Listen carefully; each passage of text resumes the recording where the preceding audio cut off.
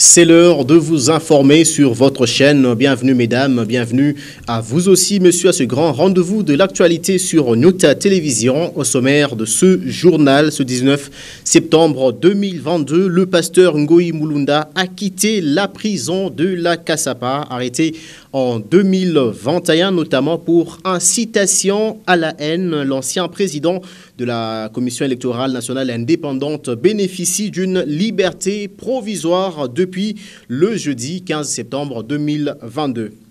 Et puis, ce mécontentement des usagers de l'axe Likasi-Kambo, certains conducteurs, surtout ceux de véhicules poids lourds, décrit une forme de tracasserie dans cette partie de la province du Haut-Katanga. Mais tout d'abord, on va commencer ce journal par ces hommages, en tout cas les derniers hommages rendus à la reine Elisabeth II, décédée à l'âge de 96 ans ou 96 ans. Elle a été mise en terre ce lundi 19 septembre 2022. Plus de 2000 personnes lui ont rendu leurs derniers hommages, la deuxième des monarques de l'ère moderne, ayant eu le règne le plus long d'Europe, 70 ans, 7 mois, ainsi que 2 jours de règne. Son décès apporte un changement, notamment l'hymne national qui va désormais se terminer par la phrase « God save the King » pour dire « Dieu protège le roi ». Et puis direction l'Est de la République démocratique du Congo, comment arrêter la spirale des violences dans la province de l'Ituri? La question était au centre des échanges entre la MONUSCO Ituri ainsi que les journalistes. Marc Karma Soro, chef de bureau de cette organisation onusienne à Bunia, a réaffirmé la détermination de la MONUSCO de soutenir le gouvernement dans la lutte contre la criminalité dans cette partie Est de la République démocratique du Congo. C'est un reportage de Olivier Baïmouka, notre correspondance en Ituri.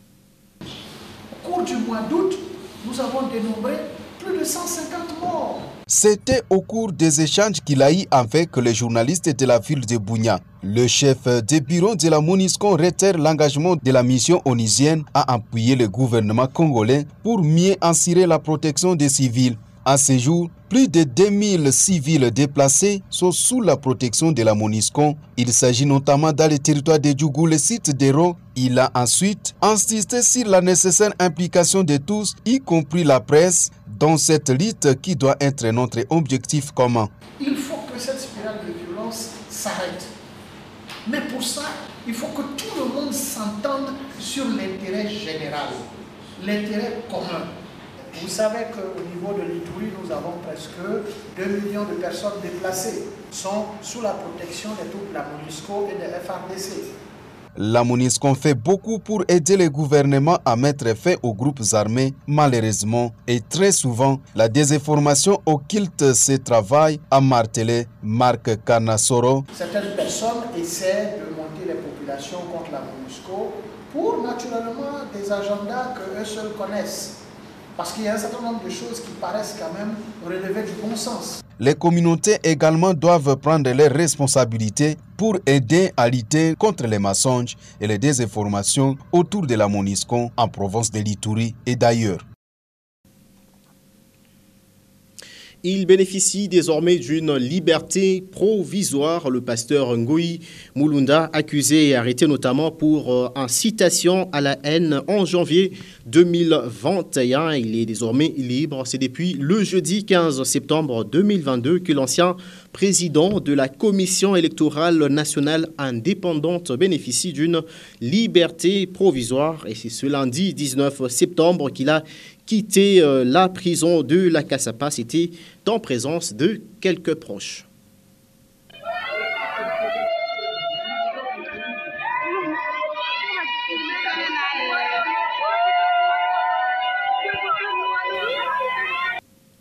C'était là la sortie du pasteur Ngoï Mulunda. Au nom de son leader, le président Moïse Katumbi Chapwe, l'honorable député national Calixte Mukasa, a effectué une mission d'itinérance le week-end dernier au village Shinga et Mukwakule pour se rendre compte des conditions de vie de cette population, de la population de cette partie de la province du Haut-Katanga. Juste après cette tournée, il a remis un kit complet des ordinateurs, caméras, rubans au bureau de Ensemble pour la République, la fédération de Kipushi, une fédération conquise déjà par le président Moïse Katumbi. C'est un reportage de Stéphane Chisso ainsi que Guélor Chamba. Actif dans le parti cher au président Moïse Katumbi, l'honorable Calix Mukasa a effectué une tournée d'itinérance ce samedi 17 septembre 2022.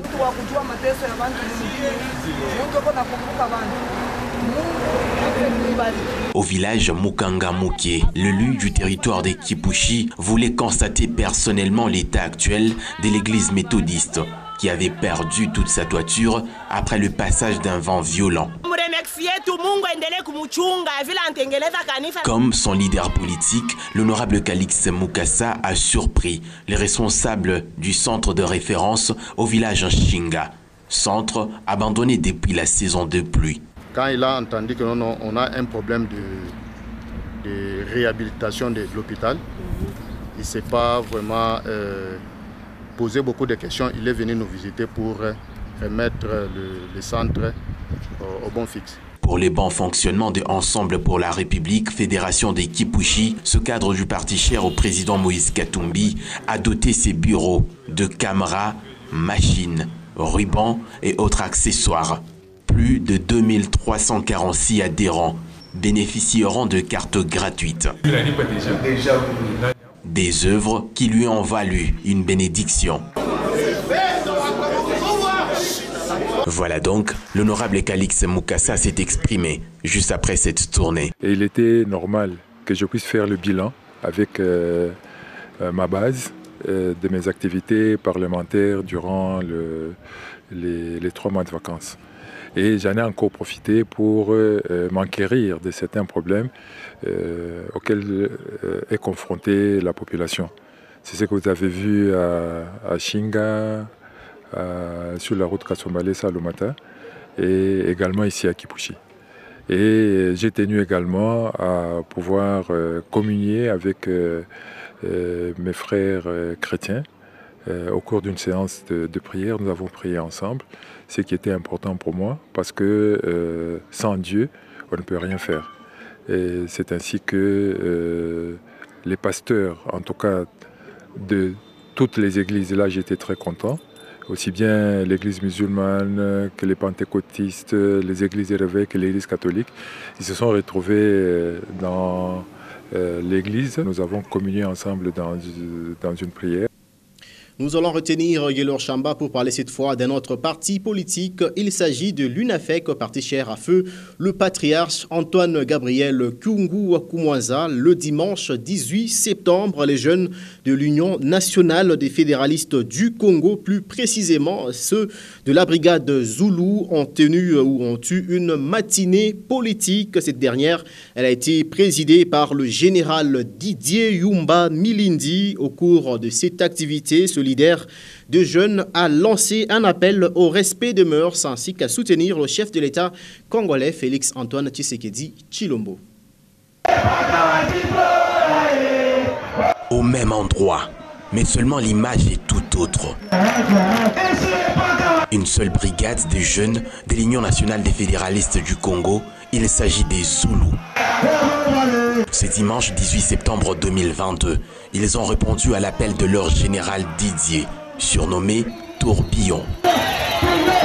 Avant tout discours, 1 minute de silence demandée en mémoire d'un jeune UDPS.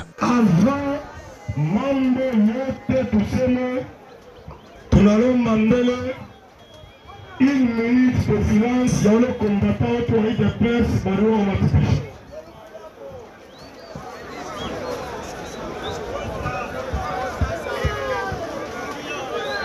Merci. Venus pratiquement de tous les 4 coins de la province du Haut-Katanga, ces jeunes ont été d'abord appelés au respect strict des mœurs. Pour retenir les partis politiques, à tous les militaires, à tous les soldats, tous les partis politiques. Les partis tout, Baba Aritoachia, Ninja Kuchunga population. Chie, Tuku, Basantinel, Yakatanga.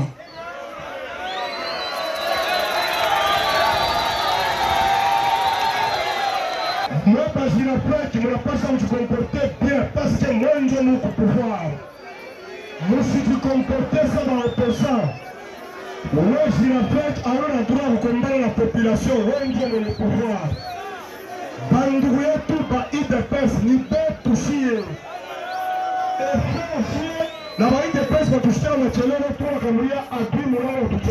Une occasion pour ces responsables et de jeunes Zoulous de réitérer leur attachement indéfectible au président de la République ainsi qu'à d'autres autorités du pays.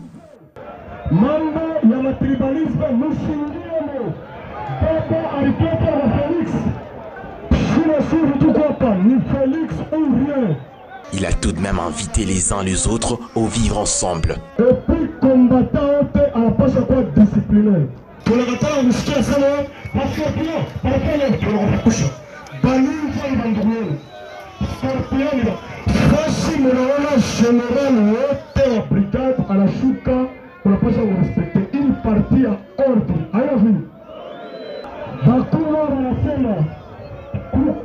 Contrôle physique, contrôle d'identifier tous les combattants.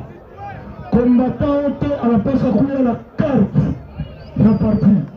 Vu l'importance de cette activité politique, le secrétaire permanent a pratiquement abordé son speech dans le même sens que le général Ouadidro. Pour la pêche, pour prendre acte.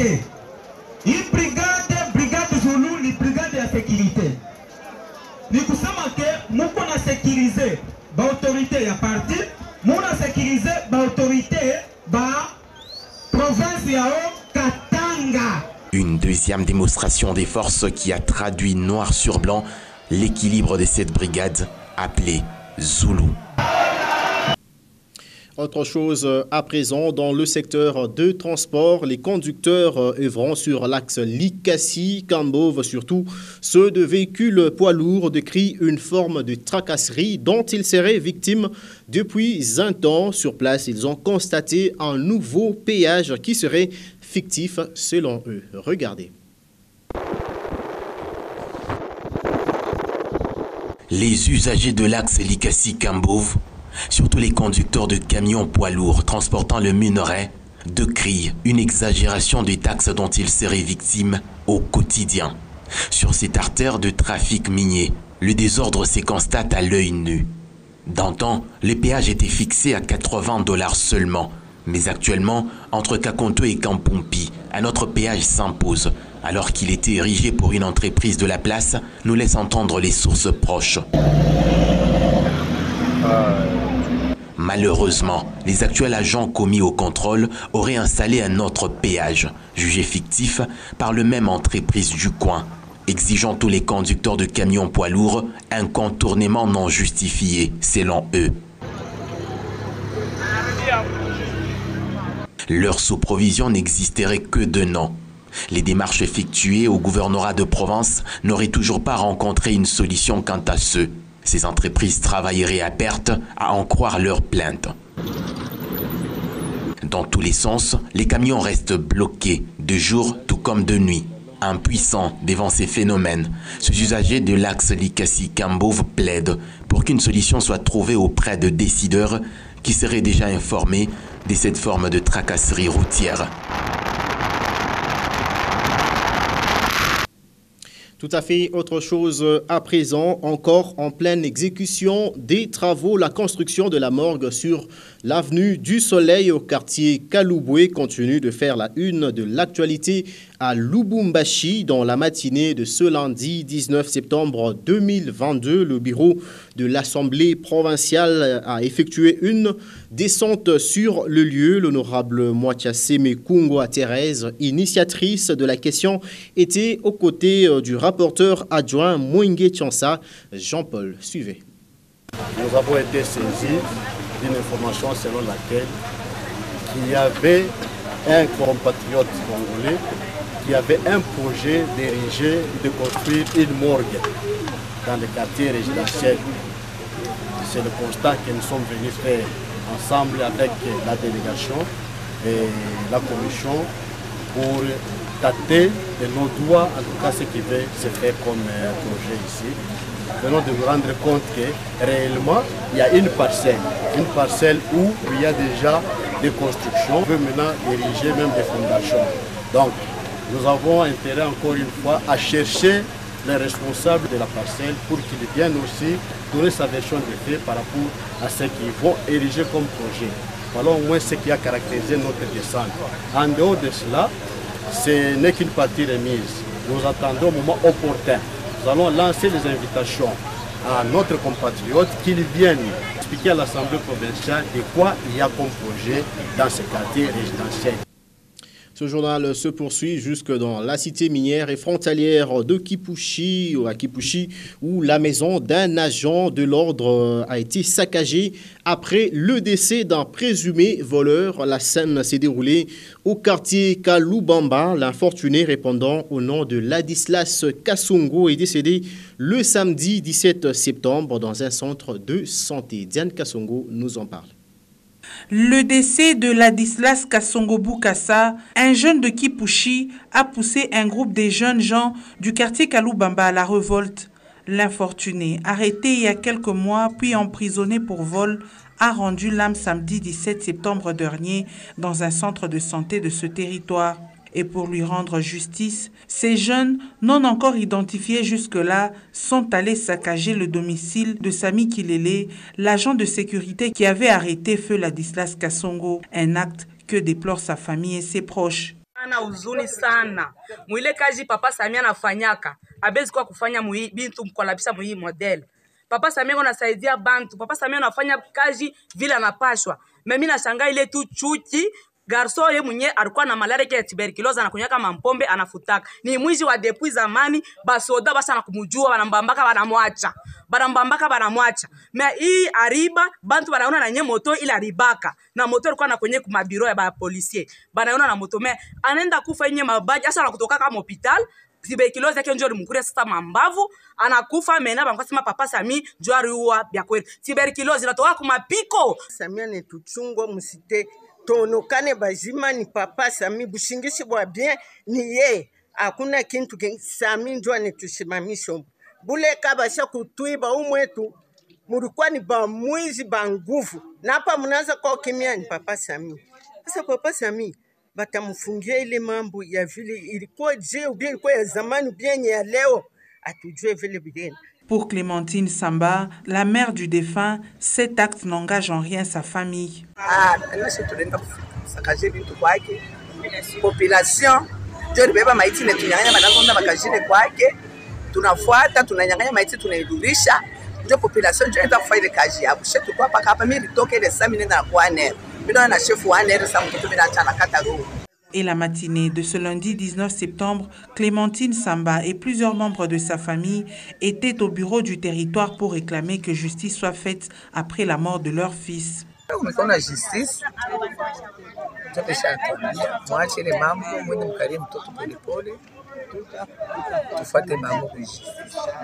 En attendant que le calme revienne au quartier Kalubamba, des éléments de la sécurité font la garde au domicile du commissaire Sami Kilele. Nous allons rester dans cette même cité minière et frontalière pour parler cette fois de ces cas d'accident qui s'est produit à hauteur du pont Kafoubou. En effet, un conducteur de plus ou moins 25 ans a fini sa course dans un ravin sur la route Kipushi. L'homme a perdu la vie suite à l'excès de vitesse. Lumière Moussaou nous en parle dans ce reportage. La cause serait la même pour ce énième cas d'accident de circulation enregistré sur la route Kipushi à hauteur du pont Kafoubou. André Bakaleja, un jeune chauffeur âgé de 24 ans, a fini sa course dans le ravin après avoir fait un tonneau. Le numéro 1 de la police de circulation routière dans la cité minière et frontalière de Kipushi pense qu'il est impérieux de rééduquer les conducteurs, surtout pour la non-maîtrise du code de la route. Ce n'est pas pour la première fois que nous avons interpellé les conducteurs à la bonne conduite, surtout par rapport aux excès de vitesse et aux ivresses. Les chauffeurs, ils s'enivrent toujours. Nous connaissons bien comment est notre chaussée. Il y a beaucoup de cassis, comme on l'a toujours répété, mais ils s'enivrent et ils roulent à vive allure. Regardez encore un autre cas. Ce n'est pas possible. Finalement, comme on l'a toujours dit, que la vie, elle est sacrée. Même les conducteurs, pour le moment où nous vous parlons, le conducteur est décédé. Antoinette Bitota, sœur de la victime, n'en revient pas. Ashiviviraka maisha mbaya, anikalala ni mtumishi wa Mungu. Jana anatoka mumisa makatoruze banamuonesha journée ya leo ushifanye ni ushitoke. Yana beba motoka anatoka na kwa kufanya accident yake. Après le constat, ce véhicule de marque Ipson immatriculé 2936 AR05 a été conduit à la fourrière. Entre-temps, les membres de la famille de André Bakaleja comptent ramener le corps de leur frère défunt à Lubumbashi où il serait résident. On va parler du sport à présent, venu de la province de Chopo. Le club handisport bloqué après le tournoi national organisé à Kolwezi. Ces joueurs ont reçu un appui de taille de la part ou provenant de l'honorable Moïse Katumbi Chapwe ce lundi 19 septembre 2022. Gaylor Chamba, Stéphane Chisso. 5e après le tournoi national organisé à Kolwezi, handisport et goalball de la province de la Chopo, précisément à Kisangani, ces joueurs ont été abandonnés au centre Nourou, à la commune de Kamalondo. Ce lundi 19 septembre 2022, ils ont reçu un appui de taille, appui de la part de l'honorable Moïse Katumbi. Ration, billets d'avion, tests Covid et autres, Moïse Katumbi s'en charge. Hapa iko tuko ekipe ya Chopo manake Kisangani, équipe ya volleyball asi iko sport moi pratiqué par les personnes vivant avec handicap ndio tulikia championnat huku. Moïse Katumbi njo yeye njo iko na tusoutenir na vile sie njo maana iko na tufanyisha ile ma test ya Covid na modela ya kusaidia ya kukula juu turudie kwetu. Alitupa ya vyakula ya mingi sana ya kawaida kabisa. Na hapa tuko narudia na matemoiage mzuri juu yake. Asitusabu akwake toujours na kutusaidia modele na zoea kutusaidia. Juu haina mara kwanza kutusaidia, isha tusaidia vile Chopo. Cet autre joueur de goalball témoigne la grandeur d'âme du chairman. Non, croyez que alifanya juu ya intérêt moya mais orience makino yeko muti ya batu.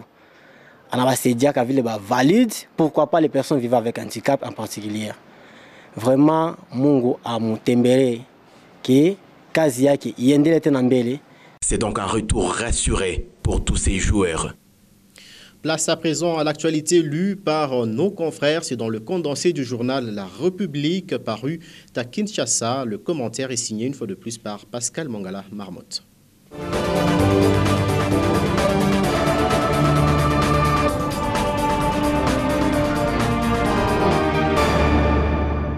Vidier Chimanga Gate, l'arbre qui cache la forêt, c'est la une du journal La République paru à Kinshasa ce lundi 19 septembre 2022 à son numéro 1290. Bienvenue mesdames et messieurs à votre lieu pour vous, sur votre chaîne. Mais là où le bas blesse, c'est lorsque notre conseiller utilise des expressions du genre « celui qui me voit a vu le président de la République, il ne peut rien me refuser ».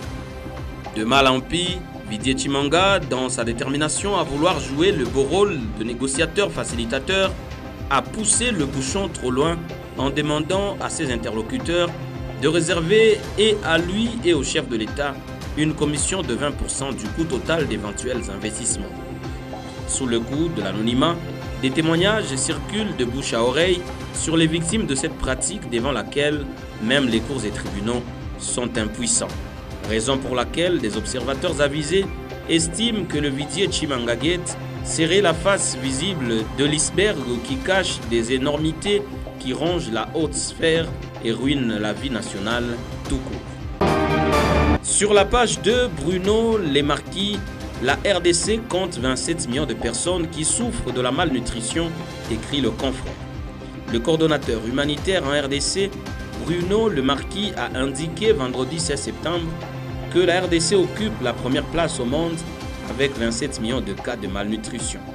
Que les partenaires qui travaillent dans le développement et dans l'humanitaire travaillent de manière coordonnée avec les autorités provinciales pour s'attaquer à certaines des causes qui créent les besoins humanitaires, par exemple la question des infrastructures routières, de transformation agricole, a recommandé Bruno Lemarquis.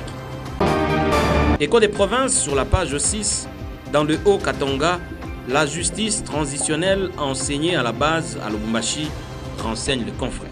Cette justice transitionnelle est basée sur plusieurs piliers tels que l'explique le conseiller du ministre aux droits humains et l'un des orateurs Katumbi Lukelo. Le premier pilier, c'est la vérité. Le deuxième pilier, c'est la justice. Le troisième pilier, c'est la réparation. Et le quatrième, c'est la garantie de non-répétition.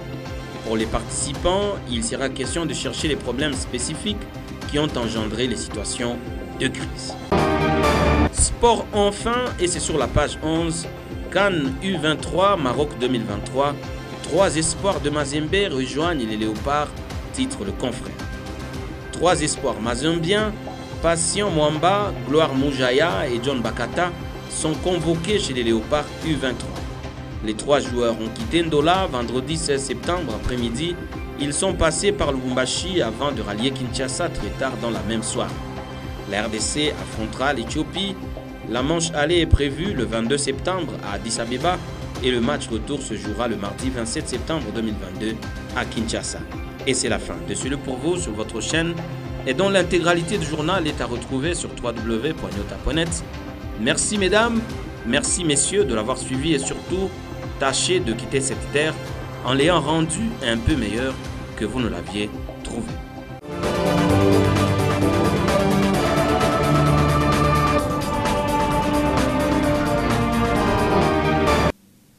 Et ça sera également la fin de cette édition de journal sur votre chaîne. Mais les informations continuent sur www.nyota.net. Le prochain journal, c'est d'ici là.